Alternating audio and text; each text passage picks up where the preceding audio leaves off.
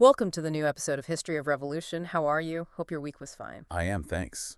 And ready for, well, quite a heavy topic today, but an incredibly important one. Absolutely. We're doing a deep dive into the Spanish Revolution and Civil War, specifically the period from 1936 to 1939. It's a period that's just devastating, but also really illuminating for anyone interested in revolution, theory, practice, all of it. And our goal today isn't just to recount the events, like a timeline of battles or political shifts. We want to use a revolutionary Marxist analysis to really get under the skin of why. Why did this massive working-class revolution, maybe the most powerful in Europe since Russia in 1917, ultimately end in defeat? That's the core question. It wasn't just Franco's military victory. Something went fundamentally wrong within the Republican anti-fascist camp. So for you listening, maybe you're new to this history, or perhaps you know the events but want more theoretical clarity. We aim to break this down step by step. Think of it as exploring the fatal consequences of political mistakes and maybe the danger of just pure action without a clear theory guiding it. Right. And to understand the defeat, we first have to understand the terrain. Spain in the 1930s. A lot of people, even some on the Spanish left back then, saw it as, backward, maybe semi-feudal. You hear about the huge landed estates, the latifundios, especially in the South, the power of the church. It sounds almost medieval in parts. It does, descriptively. But from a Marxist perspective, that language kind of hides the underlying economic reality. Spain, by the 1930s, was fundamentally a capitalist society. Okay, so how does that work? If it's capitalist, why the semi-feudal residues, as they're called? This is where the concept of uneven and combined development comes in. It's crucial. Spain wasn't cut off from the world. It was deeply integrated into the global capitalist system. Huge amounts of foreign capital. British, French, Belgian, later German and American were invested there. Mining, industry, banking. So the backwardness, like the latifundios, wasn't actually feudalism surviving, but more like a backward form of capitalism. Precisely. It was the specific way capitalism exploited labor and resources in Spain. Those big landowners, they weren't feudal lords in shining armor. They were deeply connected to the banks, to the industrial bourgeoisie. The conflict wasn't feudal lord versus peasant. It was capitalist landlord versus agricultural proletariat and poor peasantry. A capitalist contradiction, just a particularly brutal and backward-looking one. That complexity then leads to this idea of the bourgeoisie's failure. If Spain was capitalist, why didn't its own capitalist class do what, say, the French or British bourgeoisie did centuries earlier? Modernize the country, push through democratic reforms. Because they were too late. They arrived on the scene when the working class, the proletariat, was already becoming a powerful, organized force. Think of the huge unions, the CNT and UGT. The Spanish bourgeoisie was frankly terrified of its own working class. So they chose stability, or what they saw as stability, over progress. Absolutely. They were fused, as the sources say, with the old guard, the landowners, the bankers, the army hierarchy, the church. They couldn't carry out their own historic tasks, the things a classic bourgeois revolution is supposed to do. Like what specifically? Well, genuine land reform, breaking up the latifundios. That was off the table because they were tied to the landowners. National unification Spain had, and still has, strong regional nationalisms, Catalonia, the Basque country. They couldn't fully integrate them democratically. And separating church and state. Definitely not. The church was a massive economic and political power allied with the ruling class. So the Spanish bourgeoisie couldn't or wouldn't clear away this old feudal-looking baggage. They preferred a kind of unstable compromise, leaning on the army, the monarchy when it existed, rather than risk unleashing popular forces that might challenge private property itself. Which, of course, sets the stage for the military coup in 36. These are the very forces they allied with. Exactly. And this failure, this vacuum of leadership from the bourgeoisie, is why the Marxist analysis insists that the working class had to step forward. Which brings us neatly to the theoretical compass we need for this journey, Leon Trotsky's theory of permanent revolution. Yes. This theory, developed initially looking at Russia, argues that in these kinds of backward capitalist countries, where the bourgeoisie fails to complete the democratic tasks. Land reform, democracy, national unity, secularism. Only the working class, the proletariat, leading the poor peasantry, can actually carry them through. But to do that, the working class must take political power. It has to establish its own state. But it doesn't stop at just democracy, does it? That's the permanent part. Correct. The revolution, once started by the working class taking power to solve democratic issues, can't just pause. The very logic of the class struggle, the resistance from the capitalists, forces it to grow over into a socialist revolution almost immediately. So it moves from demanding land and voting rights to challenging capitalism itself. Yes, nationalizing banks, workers' control of factories, collectivizing land, these become necessary measures to defend the revolution and consolidate workers' power. The democratic tasks and the socialist tasks become intertwined, part of a continuous, permanent process. Okay, so the core argument, the thesis we need to keep in mind as we go through the Spanish events is what exactly? It's this. If the working class achieves miracles on the battlefield, shows incredible social creativity, takes over factories, runs villages, but fails to consciously seize centralized state power, to destroy the old bourgeois state and build its own workers' state, the dictatorship of the proletariat, then the revolution is doomed. Regardless of how heroic the workers are. Regardless, it will be crushed, either by outright fascism like Franco or, and this is crucial for Spain, by a counter-revolution within the anti-fascist camp, led by the supposed democratic allies. That failure to take power is the central lesson, the tragedy we're going to see unfold. Right, that's the framework. Now let's look at the players on the ground in the early 1930s. The working class was strong, but you mentioned division. How divided were they? Critically divided. It was a major weakness. You had first the socialists, the PSOE, and their massive trade union, the UGT. Traditionally, they were reformist, aiming for gradual change through parliament. But that was changing in the 30s, wasn't it? Dramatically. There was a powerful left wing emerging, led by figures like Largo Caballero. He started talking about armed struggle, revolution. His followers even called him the Spanish Lenin.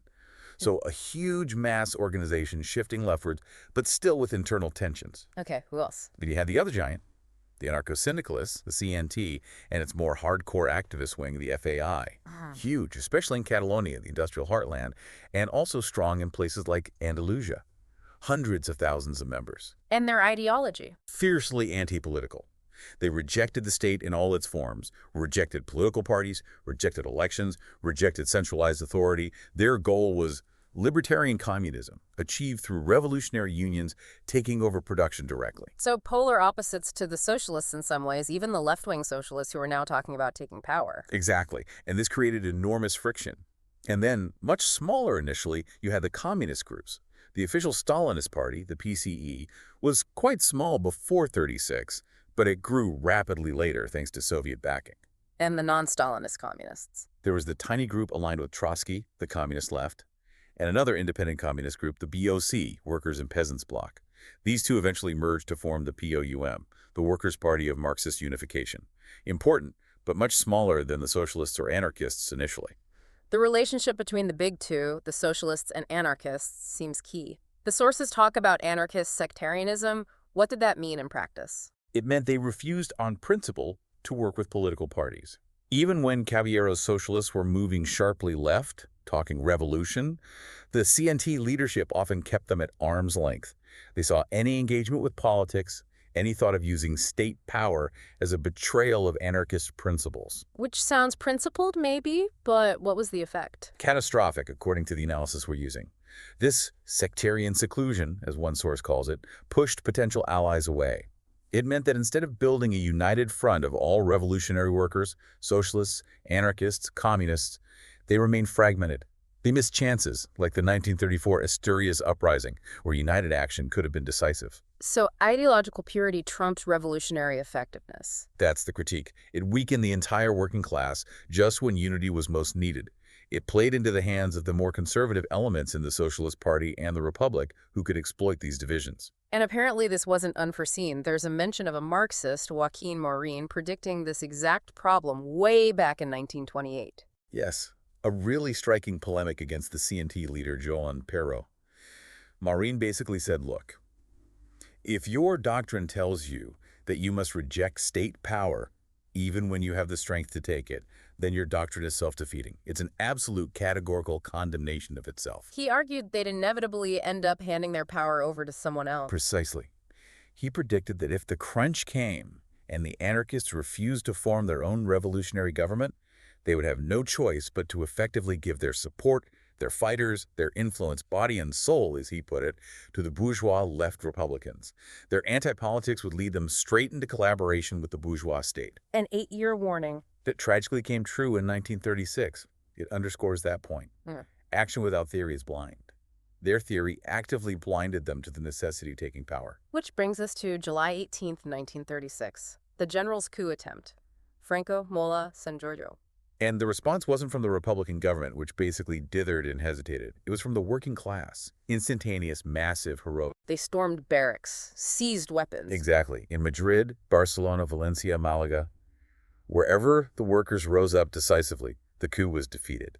The official state, the police, the army loyalists, pretty much useless or even complicit. It was workers' militias, organized on the spot, that saved the day. And they weren't just fighting to defend the existing republic, were they? No, the sources are clear on this. The republic was widely discredited. The workers fought with a revolutionary spirit, aiming to create a new world, a socialist world. This was the start, genuinely, of the greatest revolutionary experience in Europe since 1917. And the immediate results were tangible. Power shifted. Dramatically. Especially in Catalonia. The regional government, the Generalitat, became a hollow shell. Real power lay with the Central Committee of Anti-Fascist Militias, dominated by the CNT. Workers took over factories, transport, utilities. They formed workers' patrols for security. In the countryside, particularly Aragon, peasants seized the land and formed collectives. It was a social revolution erupting from below. This sounds like the classic situation Marxists called dual power. Textbook example. Hmm? You have two forms of power existing side by side, fundamentally incompatible. Let's break that down. What were the two powers? On one hand, you still had the formal structures of the bourgeois state, the Republican government in Madrid, the Generalitat in Barcelona, weakened, almost powerless in places, but still officially the government. And on the other hand, The new embryonic organs of workers' power, the militia committees, the factory committees, the village collectives, the anti-fascist committees that were actually running things on the ground. They had the guns, they controlled the streets and workplaces. They were the de facto power. so real power versus formal power. And the Marxist argument is that this situation is inherently unstable. It can't last. Absolutely not. One power must eventually eliminate the other. Either the workers' committees consolidate their power, dispense with the old state entirely, and build a new worker state based on themselves. Huh. Or the bourgeois state, perhaps wearing a democratic or anti-fascist mask, finds a way to disarm the workers, dismantle their committees, and reassert its own centralized control. It's a life-or-death struggle between two forms of state, two class dictatorships. And this is where the anarchist betrayal, as the sources term it, becomes so critical. The CNT FAI were dominant in Catalonia, where the revolution went furthest. They held the power. They held it in their hands. The bourgeois state was terrified of them.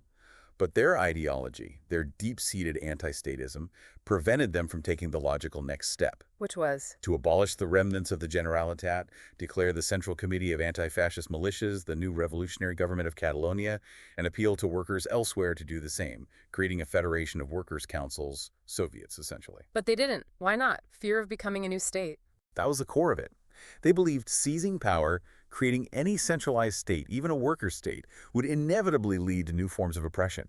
They thought they could just bypass the state, let it wither away, while they built libertarian communism from below. So Maureen's prediction came true. They handed power back. Effectively, yes. By refusing to eliminate the bourgeois state when they had the chance, they allowed it to survive. They created a power vacuum at the center. And who stepped into that vacuum? The bourgeois Republicans, who had no real power but had the legitimacy of the old state. And crucially, the Stalinists, the PCE. They were small but disciplined, backed by Soviet aid, and they understood the importance of state power even if their aim was to use it to stop the socialist revolution, not advance it. So the failure to seize power in July 36 wasn't just a missed opportunity. It was the opening move of the counter-revolution. It was the original sin, yes. Yeah. It allowed the forces hostile to the workers' revolution to begin regrouping within the Republican camp. And this counter-revolution didn't immediately involve tanks rolling into Barcelona. It started more subtly. Yes, one of the first major steps was the decree for the militarization of the militias in October 1936. That sounds reasonable on the surface, doesn't it? Centralize the army to fight Franco more effectively. That was the pretext. And militarily, some centralization was needed. But the political content of this decree was crucial.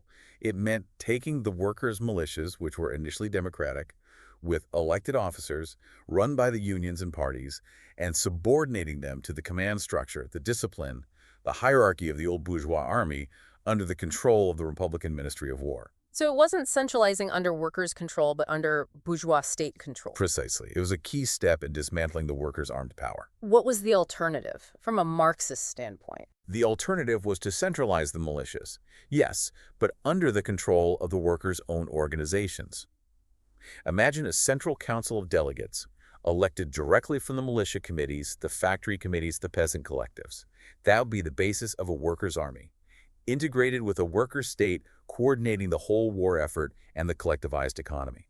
But the anarchist leaders, having rejected the idea of a workers' state, Had no coherent alternative to offer. They grumbled, some resisted locally like Durruti, but the CNT leadership ultimately accepted the militarization decree. They'd already given up the political fight for state power, so they couldn't effectively resist this move either. and then came the final step in this political capitulation. November 1936. 4 prominent CNT FAI leaders accepted ministerial posts in the Largo Caballero government in Madrid. Anarchists joining the bourgeois state they claimed to despise. How did they justify that? They argued it was necessary to influence the government from within, to protect the revolutionary gains, to ensure arms supplies for their militias. But the effect, according to the critique, was the opposite. They gave the bourgeois state revolutionary credentials it didn't deserve. They became co-managers of the process of restoring bourgeois order. Their anti-statism ended in complete political subordination to the capitalist state. This brings us to the Popular Front itself, the alliance of Republicans, socialists, communists. The sources we're using are quite critical, arguing its main goal wasn't just fighting fascism. The argument is that its primary political function, driven especially by the bourgeois Republicans and the Stalinists, was to contain and roll back the workers' revolution, to restore order, meaning capitalist order, in the Republican zone. Winning the military war against Franco was secondary to crushing the social revolution. Why would they prioritize that? Surely defeating Franco was the main goal. For the workers, yes.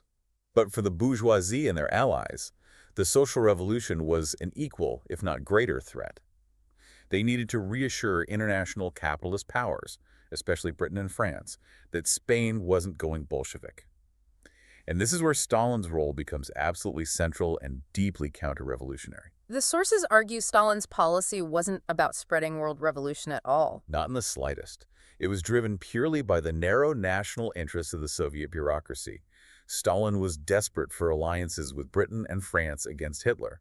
He needed to prove to them that the Soviet Union was a respectable, reliable partner, not an exporter of revolution. And Spain became the test case. Exactly. He had to show he could control the communists, prevent anarchy, meaning workers' revolution, and maintain bourgeois property relations in Spain.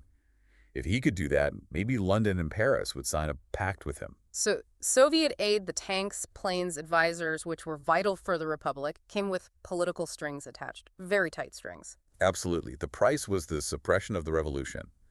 Stalin ordered the Spanish Communist Party, PCE, to pursue a policy of defending the bourgeois republic and private property. They were to ally with the most conservative anti-revolutionary elements within the Republican camp, the right-wing socialists like Prieto and Negrin, and the bourgeois Republicans themselves. And actively work against the revolutionaries. Systematically, they became the spearhead of the internal counter-revolution. They used Soviet prestige and control over arms supplies to demand the dissolution of workers' committees, the reversal of collectivizations, and the persecution of the revolutionary left, the POUM, the left anarchists, the Caballero wing of the socialists. This defined the counter-revolutionary role of Stalinism on a world scale. They were the men of order on behalf of the bourgeoisie. So there were effectively 2 wars happening simultaneously. Yes, the military war against Franco at the front, and a political war within the Republican zone, the democratic counter-revolution, aimed at destroying the workers' power base. How did this democratic counter-revolution proceed in late 36 and early 37? It involved methodically rebuilding the apparatus of the bourgeois state, dissolving the independent workers' patrols and replacing them with a centralized police force under government control, undermining the factory committees, using the militarization decree to break the power of the militias, reestablishing the old courts. Step by step, power was re-centralized in the hands of the bourgeois state, now heavily influenced by the Stalinists. And the workers who had made the revolution, they just let this happen. Not entirely passively. There was growing unease, frustration, a sense that the gains of July 19th were being stolen. This built up pressure, especially in Barcelona. the heart of the revolution, and it finally exploded in May 1937. What triggered it? The immediate spark was an attempt by the Republican police, controlled by the Stalinist-influenced PSUC, the Unified Socialist Communist Party in Catalonia, to seize control of the central telephone exchange building in Barcelona, which had been run by C&T workers since July 36. A symbolic move, but also strategically important. Both. It was a direct challenge to the C&T's remaining power, and the working class responded instantly. Barricades went up across the city. It was a spontaneous uprising, mainly rank-and-file anarchist workers and POUM members fighting against the police and Stalinist forces. And they were successful initially. Overwhelmingly. Within a day or two, the revolutionary workers controlled most of Barcelona again. It showed the immense power still latent in the working class. But there's always a but in this story, isn't there? The fatal flaw, as one source puts it, was that the May uprising had no leadership. The rank and file were fighting heroically, but who was coordinating it? Who was giving it a political direction? What about the C&T leaders, the ones now in the government? They played a disastrous role. Instead of putting themselves at the head of the uprising, seizing the moment to finally overthrow the bourgeois state they were part of, they called for a ceasefire. They sent their own officials onto the barricades to persuade the workers to go home, appealing for anti-fascist unity. They actively sabotaged their own followers' revolution. That's the harsh conclusion. They saved the bourgeois state from the workers. It was the definitive moment of bankruptcy for anarchist leadership. They never recovered politically from the May Day's betrayal. By the way, if you liked and interested so far, please don't forget to like, subscribe, and comment. It's really important for us to continue this series.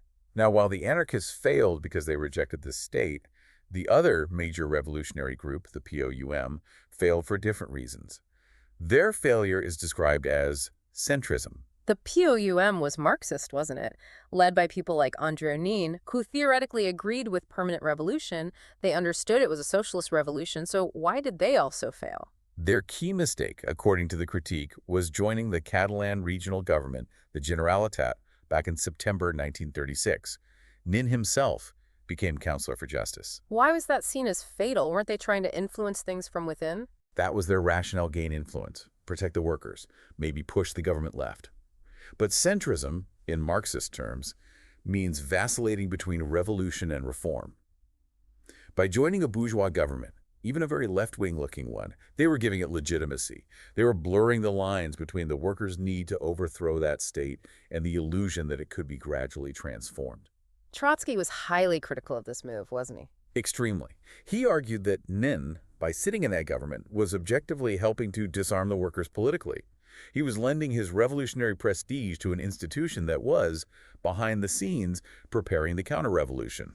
The POUM should have remained in intransigent opposition, he argued, exposing the government's betrayals daily and building an independent revolutionary force. Instead, they got tangled in coalition politics. Yes. They muted their criticism, made compromises. They wanted to stay connected to the masses within the Popular Front framework. But in doing so, they failed to provide the clear, uncompromising alternative leadership that was needed. Revolution demands a sharp break, not diplomatic maneuvering within the enemy camp. Hey, listener, do you have any other idea or question about this? Please write in comments. You know, when you talk about the need for uncompromising leadership, one figure often comes up, someone who maybe didn't have the polished theory but seemed to grasp the necessities instinctively: Buenaventura Durruti. The famous anarchist militia commander. Yes, a legendary figure, charismatic, incredibly brave, a man of action through and through. But the sources suggest his experiences on the Aragon front were pushing him towards conclusions that clashed with traditional anarchism. How so? He saw the disorganization, the sabotage from the rear, the bureaucratic inertia. He famously railed against the politicians and bureaucrats in Barcelona and Madrid. He demanded, in a radio speech that got censored, an economic dictatorship at the rear, basically.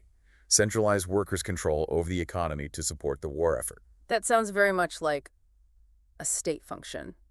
Dictatorship, centralization. Exactly. It suggests he was realizing, through bitter experience, that you couldn't fight a war and run an economy effectively without some form of centralized, coercive power, a proletarian power. He also fiercely opposed the militarization decree, seeing it as undermining workers' control of the militias. And his practical work in Aragon, the Defense Council. The Defense Council of Aragon, which his militia column helped establish and protect, was essentially a regional revolutionary government. It coordinated the agrarian collectives, ran industry, dispensed justice, organized defense. It was a de facto workers' state operating outside the control of the official republic. It was Durruty's pragmatic revolutionary answer to the paralysis elsewhere. His death must have been a huge blow. Immense. He was killed in November 1936, officially by a sniper's bullet, while visiting the Madrid front. But the circumstances remain murky. Friendly fire, even assassination by political rivals have been suggested. Whatever the cause, his death removed the most prestigious and potentially most politically advanced figure from the revolutionary wing of the CNT at an absolutely critical moment. After the May Day's defeat in Barcelona, the counter-revolution really accelerated, didn't it? Especially the Stalinist campaign against the POUM. Yes, the gloves came off completely. The PCE and its allies launched a vicious propaganda campaign, using the same language as the Moscow trials happening concurrently. The POUM were labeled Trotsky fascists, spies, wreckers, Franco's fifth column. It was pure slander aimed at politically and physically liquidating them. This culminated in the abduction and murder of the POUM leader Andrei Nin. A truly horrific episode. In June 1937, Nin was kidnapped in Barcelona by Soviet NKVD agents, operating with the complicity of elements within the Republican security forces.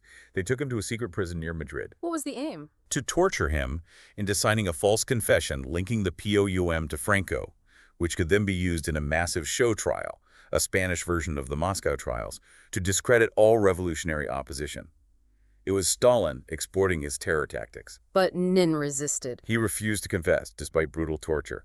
So his NKVD captors murdered him and disposed of his body. It was a cold-blooded political assassination designed to silence a leading Marxist opponent of Stalinism. And even after his disappearance and murder, the persecution didn't stop. No. The Republican government, under pressure from the communists and needing Soviet aid, formally outlawed the POUM. Its remaining leaders were arrested and put on trial in 1938. On what charges? Not for being spies, they couldn't prove that. Yeah. Instead, they were convicted of rebellion against the Republic, essentially, for their role in the May Days uprising, for defending the workers against the police. It was a travesty of justice, the bourgeois state using its laws to crush revolutionaries who had initially saved it. The ultimate act of political betrayal within the anti-fascist camp. By this point, late 1938, early 1939, the revolution was well and truly dead in the Republican zone. Absolutely. The government was now led by Juan Negrin, a right-wing socialist, described by the sources as a staunch defender of private property, even of capitalism. His administration systematically finished the job of restoring the bourgeois state. How? They purged anyone with leftist or revolutionary sympathies from the army command and state bureaucracy. They forcibly broke up the remaining agricultural collectives, especially in Aragon after they reconquered it, returning land to former owners, which completely demoralized the peasant soldiers. The army was firmly back under the control of traditional pro-capitalist officers. The workers' organizations were sidelined or suppressed. So the political defeat preceded the final military collapse. Long before Franco's final offensive succeeded in 1939, the social revolution that had erupted in 1936 had been strangled from within by the Popular Front government itself, with the Stalinists playing the lead role as executioners. Which brings us back to Trotsky's stark conclusion about the reasons for defeat. He insisted it wasn't fundamentally a military problem. The Republic had the resources, potentially, to win. The failure was political. The Popular Front set itself the task of saving capitalism, not unleashing a full social revolution. What did he argue were the necessary conditions for victory? Simple, he said. Fight for complete social liberation land to the peasants, factories to the workers. Build the workers' committees, the juntas or Soviets, into the new revolutionary state power. And ruthlessly purge the counter-revolutionary elements, the agents of the bourgeoisie, from within the Republican camp. None of which the Popular Front leadership did. Quite the opposite. They did everything to prevent it. And the reason they could get away with it, Trotsky argued, was the absence of a genuine Bolshevik-type revolutionary party that could offer an alternative leadership and rally the masses against the betrayals. So the defeat in Spain wasn't just a Spanish tragedy, but had wider implications. Immense implications. Trotsky argued that the crushing of the Spanish workers demoralized the European proletariat and effectively guaranteed the Second World War. It showed Hitler the weakness and division of his potential opponents. The Popular Front policy, designed to appease the Western democracies, ended up facilitating the rise of fascism and global war, a devastating outcome rooted in the failure to carry the revolution through to completion. So pulling it all together, what are the main takeaways from this deep dive? Well, first, the Spanish experience brutally exposed the practical bankruptcy of anarchism as a revolutionary theory. Their principled opposition to state power left the working class leaderless at the decisive moment, leading directly to collaboration with the bourgeois state they despised.